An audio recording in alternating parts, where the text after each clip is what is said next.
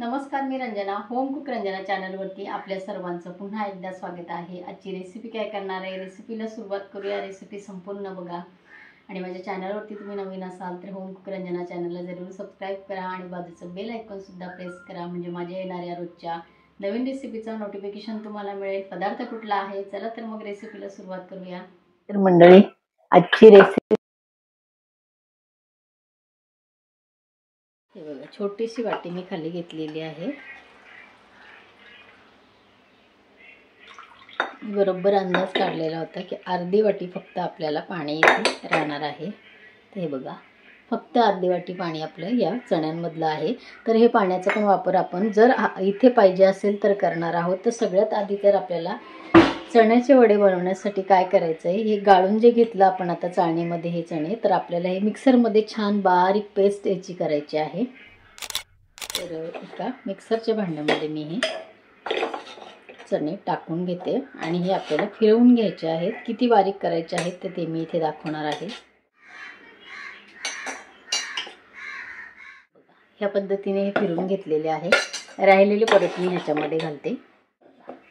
एकही थेंब अजून पाणी घातलेलं नाही, पण आता आपल्याला हे जे पाणी आहे तर तिथे घालावं लागणार आहे. कारण यातले जे काही असे राहिलेले चणे आहेत हे सुद्धा आपले सगळे इथे व्यवस्थित आपल्याला हे वाटायचे आहे, बारीक करायचे आहे. तर जेवढं मी पाणी इथे अर्धी वाटी होतं ह्यातलंच उरलेलं ते पाण्याचा वापर इथे करते. तुमच्या चण्यामध्ये जर शिजतानाच पाणी जास्त झालं असेल तर मात्र जास्तही ते घालायचं नाही. कन्सिस्टन्सी इथे दाखवणार आहे. जास्त पाणी झालं तर तुम्ही दुसऱ्या आमटीसाठी भाजीसाठी वापरू शकता. अन्यथा चणे शिजायला घातले तेव्हाच पाणी खूप कमी टाकायचं, म्हणजे असं बरोबर आपल्याला पाण्याचा उपयोग करता येतो. तर मंडळी हे बघा, एकदम बारीक पेस्ट याची केलेली आहे. कन्सिस्टन्सी तुम्ही बघू शकता. जसं बटाटा आपण शिजवून घेतो बटाट वड्यासाठी, सेम आपल्याला तसंच हे बघा, अलगद आपला असा गोळा तयार झाला पाहिजे, अशी आपली ही कन्सिस्टन्सी तयार करायची आहे. तर आता हे चणे शिजत लावले तेव्हा मी ह्याच्यामध्ये चवीनुसार मीठ घातलेलं होतं. म्हणजे आता जरी आपण चाखून बघितलं तर ह्याच्यात परफेक्ट मीठ आहे. तर चणे शिजतानाच मात्र मीठ घालायचं आहे. नंतर गरज असेल तुम्हाला तर थोडीशी चव घेऊन आणि नंतर आपण ह्याच्यात मीठ घालायचं आहे. अन्यथा शिजायला घेतलं तेव्हाच आपल्याला मीठ घालायचं आहे. यामध्ये आता कुठले कुठले मसाले वापरायचे आहेत आणि आपण वरच्या कोटिंगसाठी कोणतं पीठ वापरणार आहे ते सुद्धा इथे मी दाखवणार आहे.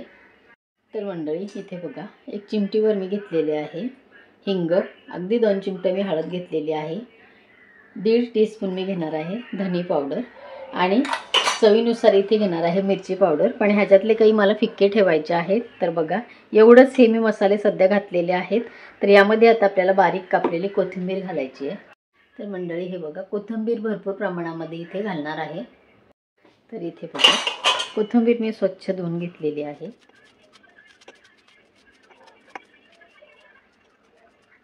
संपूर्ण कोथिंबीर मी यामध्ये कापून टाकलेली आहे.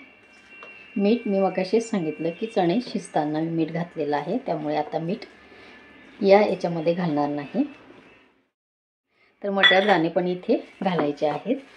चण्याच्या या वड्यांमध्ये अर्धी वाटी वाटाणे नक्की टाका, मटार नक्की टाका. याच्यापेक्षा मात्र पातळ जर केलं तर तुमचे वडे बिघडतील. त्यामुळे चण्यामधलं पाणी जास्तीचं राहिलं तरी मगाशी सांगितल्याप्रमाणे त्या पाण्याचा वापर तुम्ही जेवणामध्ये करू शकता. हे बघा, व्यवस्थित मी हे मिक्स केलेलं आहे. तर आता माझ्या नातीसाठी जे फिक्के वडे मला करायचे आहेत तर ते गोल मी आधी गोळे हे बाजूला काढून घेते आणि मग मी राहिलेल्या याच्यामध्ये तिखट घालणार आहे.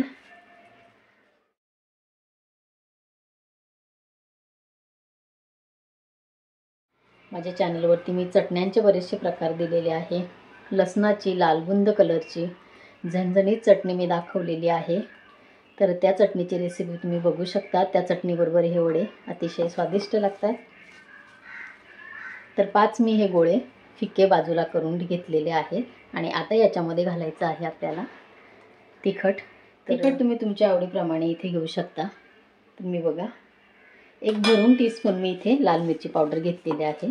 ती व्यवस्थित मिक्स करायची आहे. हे बघा, थोडासा कलर आता त्याचा चेंज झालेला आहे.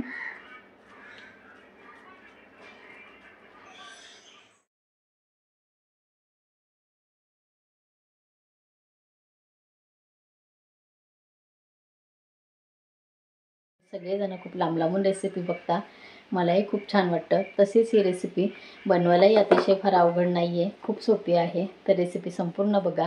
हे वडे तुम्हाला सगळ्यांना आवडल्याशिवाय राहणार नाहीत. तर आपले आता इथे हे गोळे तयार करून झालेले आहेत. एक वाटीभर मी फक्त हे चणे भिजत लावलेले चणे वाटीभर होते. हे 5 वडे आपले गोल जे आहेत हे मी फिके केले आणि हे तिखट केलेले आहेत. तर कलरमध्ये आपल्याला समजतं. तर गोळे आपले तयार झालेले आहेत. आता आपल्याला पिठं कोणती घ्यायची तेच बघूया. भांड्यामध्ये मी पीठ घेणार आहे. तर मंडळी, चण्याचं पिठाचं काही एवढं मेजरमेंट नाही. हे बघा, मी एक वाटीभर म्हणजे छोटी मेजरची वाटी तुम्हाला दाखवते. या वाटीच्या मेजरनी एक वाटीभर मी घेतलेलं आहे चण्याचं पीठ. तर तुमच्याकडनं जास्त झालं कमी झालं तरी काहीच हरकत नाही आहे. आणि बघा, आपण भाकरींसाठी जे वापरतो तांदळाच्या भाकरीसाठी, तर अर्धी वाटी मी घेतलेलं आहे तांदळाचं पीठ. हे बघा मंडळी, हे बघा 1 टीस्पून मी ओवा घेतलेला आहे. अगदी थोडीशी, हे बघा 1 चिमटीभर हळद मी याच्यामध्ये घातलेली आहे.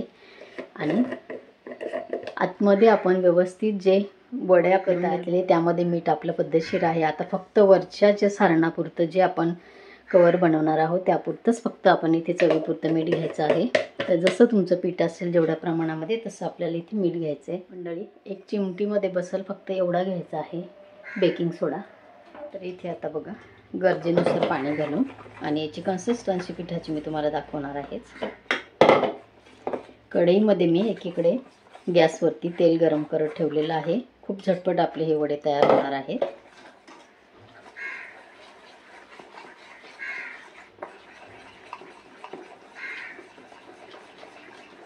अजून थोडंसं पाणी घालते.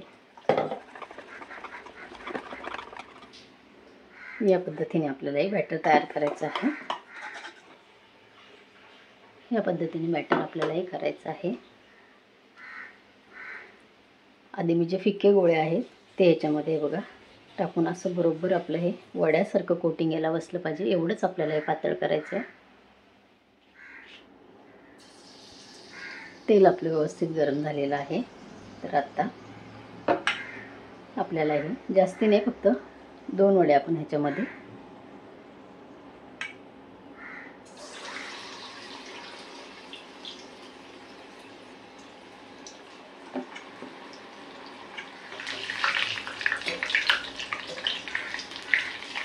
या बाजूने आपले वडे हे खालीवर करत करत आपण मस्त तळून घेतलेले आहेत.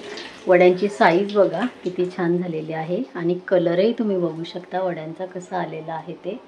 तर हे वडे अतिशय चवीला छान लागतात. तर आता आपण हे बघा चमच्याच्या साहाय्याने सुद्धा तुम्ही अलगद वडा तेलामध्ये घालू शकता.